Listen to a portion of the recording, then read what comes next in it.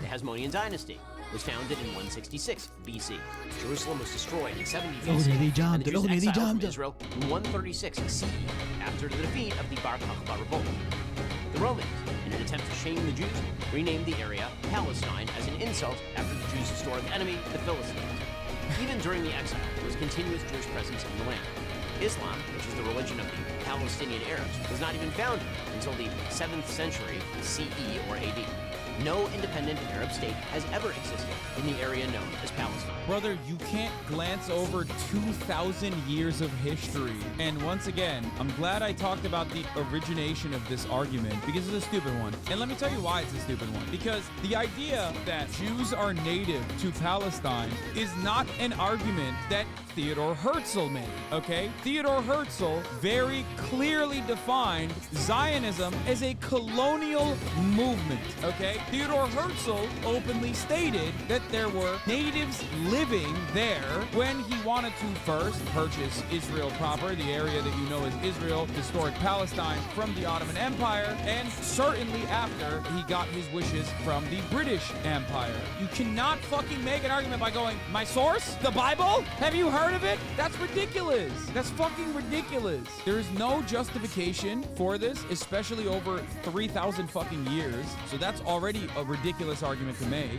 And then secondly, the argument is not even being made by those who were the founding fathers of Zionism. That's right. Theodore Herzl did not believe that they were natives. That's precisely the reason why the originations of Zionism, like while they were deciding on where to go, they thought about Uganda as another place as the Jewish Holy Land, or at least not a Holy Land, but a Jewish area that you could populate as a nation state for Jews all around the world, and also Argentina and Alaska, okay? The Holy Land justification is just simply a way to motivate people to be with it. It's a way to globalize the cause. That's it. It's like a backronym. You know what I mean? You got the land, and now you're just making up mythology surrounding it. Now, of course, Ben is a well-read individual, so it's rather odd for him as a well-read individual to just, I don't know, go along with such ridiculous marketing proposals in an effort to engage in ad hoc justifications.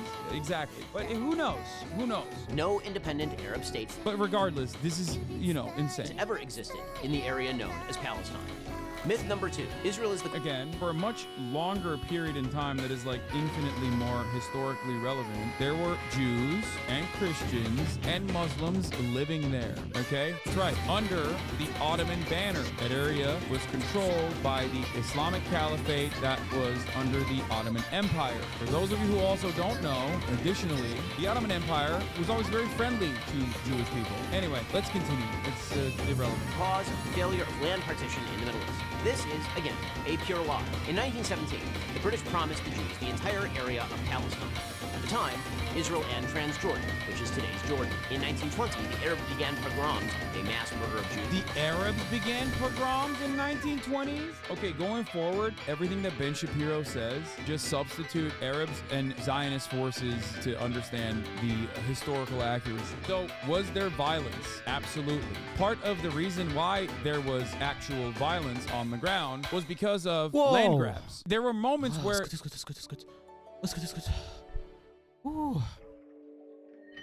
Come, baby. يا لطيف.